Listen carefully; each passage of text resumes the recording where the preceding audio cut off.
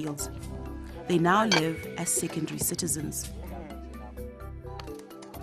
They work in Bantu fields, they hunt for them, and are considered their servants. Towering over this once mobile population, the Bantu chief acts as their master, ready to exploit their knowledge of the forest and happy to keep them subservient to his needs. They are paid little for their physical labor and often forced into debt.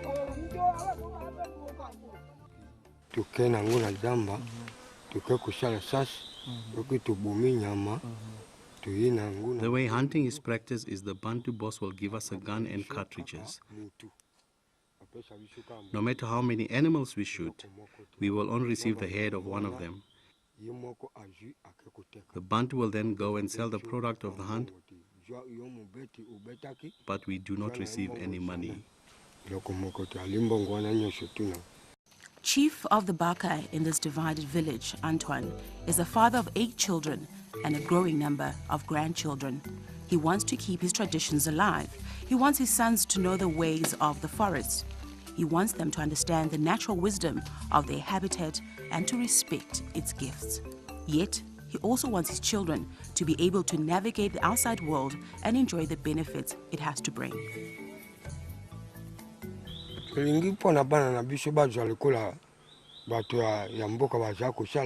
don't want them to lose their forest culture, and I continue to teach my children. But we now cohabitate with the Bantu, so it is important that they also understand their ways and learn how to live more like them. One of his daughters, Nzanga, and 2 grandchildren, Tuba and Brigitte, occasionally attend the local school, almost a 2-hour walk away. But often it's not the long walk that deters them, but rather the hostile discrimination and name-calling they face that keeps them from attending. Things are changing, though, for the Baaka.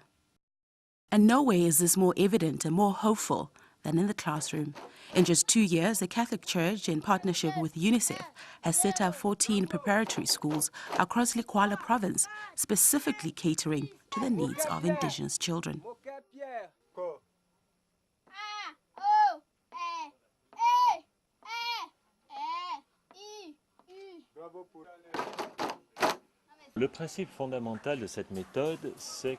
This method of teaching is based on what the child already knows. It starts with the premise that they have acquired local wisdom, especially knowledge of the forest, that is passed on by their parents. So then, when the child finds themselves in the classroom, they realize that they actually know a lot. This knowledge is then further validated by lessons being taught in their mother tongue. In Boyela, a smaller town up the Bangi River, the school has been operational only since late last year. Father Lucien, who is spearheading the educational project, provides encouragement and supervision. The schools are basic and all built with support from the children's parents, but they provide a safe and welcoming place for learning. But with communities, many of whom are still nomadic, spread throughout often remote areas, it is an enormous challenge to reach all the children in need and keep them in school for the full year. Their parents live by the season, hunting, fishing, or gathering honey and caterpillars. So for the child, it's not always possible to stay in school. We have tried to adapt the school cycle to the seasonality, but we realized it does not work to stop school for long periods of time.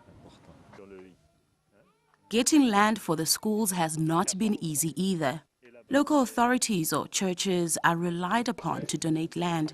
And since the schools are not yet part of the government structures, money needs to be found every month to pay teachers.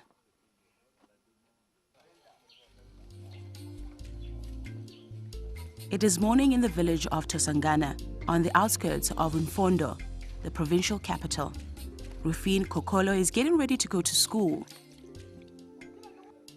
His sister Naomi will also soon be off to a nearby preschool. His father, Gerard, who has lived in the town all of Rufine's life, takes pride in his son's schoolwork and encourages him to pay attention in class. It all seems fairly routine, kids getting ready to leave for school, and excitement as friends gather to walk the route together.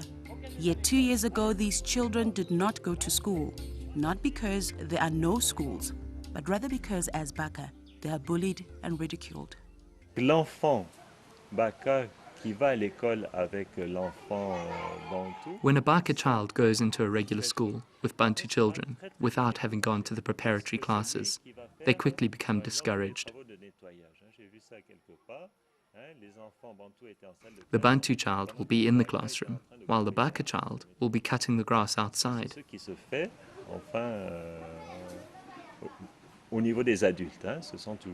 The children treat the Baaka like their parents do and make them do all the cleaning and manual work.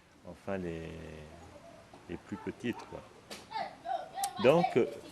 Baaka child then quickly loses interest and prefers the forest than to be a little slave in the school.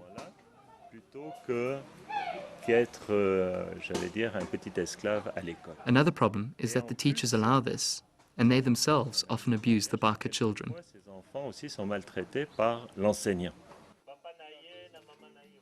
For Gerard, his family and others in the community, leaving their forest habitat and moving to town has been extremely difficult. For these once mobile hunters and gatherers, accessing land and escaping the discrimination and abuse of the local Bantu population is almost impossible. They are forced to live on land lent by a local church and to work on Bantu land to survive. But many parents hope things will be different for the next generation. They hope that through education, their children will realize the opportunity to rise above and seek out ways to escape their poverty and marginalization. I want my children to go to school. This is the only way we can succeed in being treated like the Bantu. Our children can no longer survive as we did in the forest without education. Rufine and his friends arrive at the Ora School of Mfondo. Here, 2 classrooms constructed by the community are housed in property owned by the Catholic Church. Jean-Baptiste Ruzinadaza, the head teacher here, understands marginalization. He's a Rwandan refugee. Through education, he's helping these Baaka children find their place in the world. They start the school day with the national anthem. It's their first lesson in citizenship and an introduction to teaching them about their rights. The children are proud to be in school, especially when they sing the Congolese anthem. I tell them that the Congo is their country and they should feel proud to be Congolese. I tell them they should no longer see themselves as pygmies, but instead feel proud to be Baaka, and they are like the other national ethnic groups that must be valued. The 2-year curriculum known as Ora is designed especially for the mobile indigenous children of Central Africa to give them the foundations they need to integrate into the normal public education system. We have found the solution to discrimination is preparation. This is like a preschool, a place to teach them how to study. The children that have already gone on to government schools have adapted well. The lessons combine drawing, interaction, and language. Jean-Baptiste, a dedicated teacher, seeks to make classes as fun and creative as possible. The intent is to instill in children like Rufine confidence and a love of learning. I go to school so that one day I can be president of the Baaka and help those still living in the forest.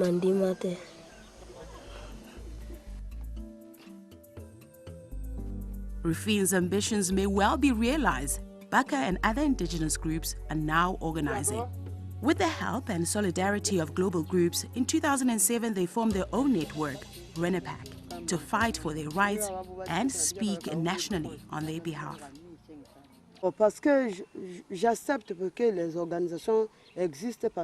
We need organizations like RENAPAC because then the Bantu have to respect the Baaka. Without them, they will not respect us.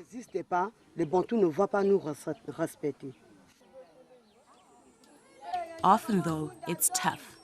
They seem caught between two worlds, fighting to preserve their traditional way of life in the forest while seeking respect, rights, and access to services as Congolese citizens.